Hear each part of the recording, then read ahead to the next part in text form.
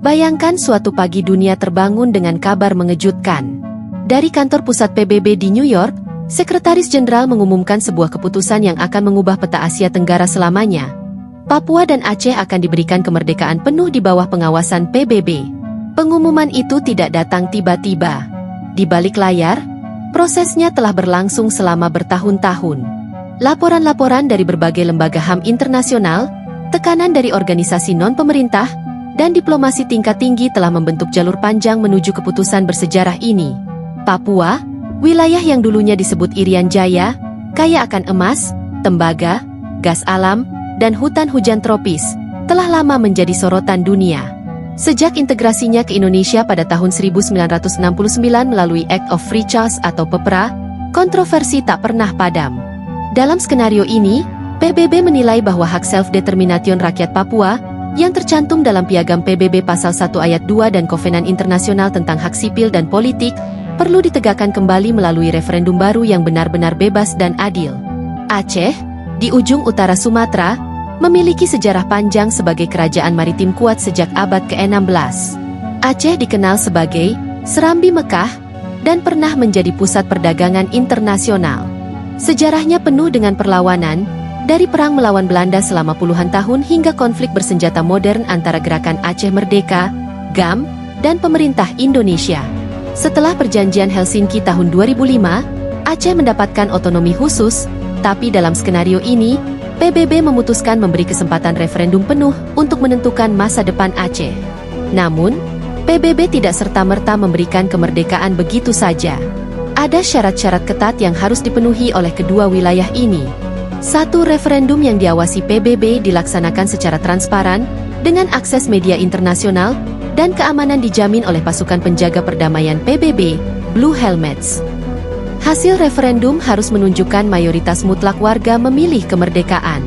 Dua, perjanjian damai dengan Indonesia. Proses pemisahan dilakukan tanpa kekerasan, dengan kompensasi dan pembagian aset negara yang adil.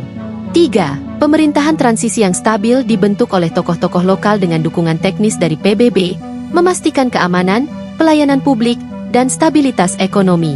Empat, rencana ekonomi jangka panjang untuk menjamin kemandirian. Papua dan Aceh harus menunjukkan strategi pengelolaan sumber daya alam yang berkelanjutan, diversifikasi ekonomi, dan pembangunan infrastruktur. 5. Pengakuan internasional. Setidaknya 2/3 anggota PBB harus mengakui negara baru tersebut agar bisa masuk sebagai anggota resmi. Proses ini memakan waktu bertahun-tahun.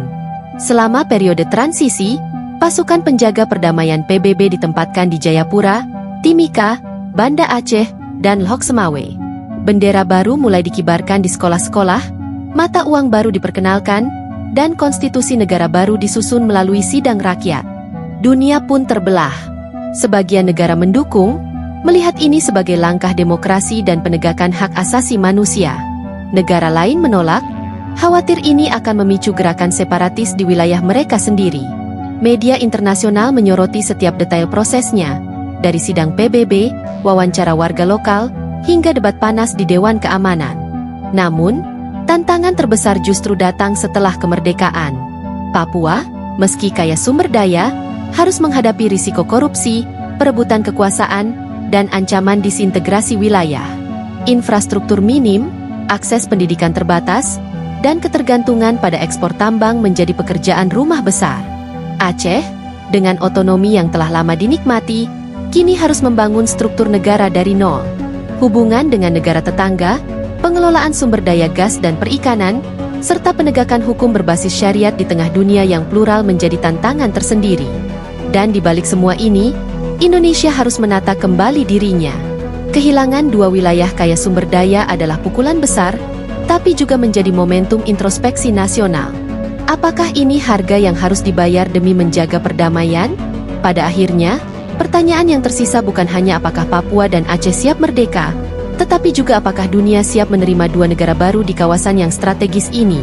Inilah gambaran sebuah skenario yang bisa terjadi jika PBB memutuskan untuk memerdekakan Papua dan Aceh.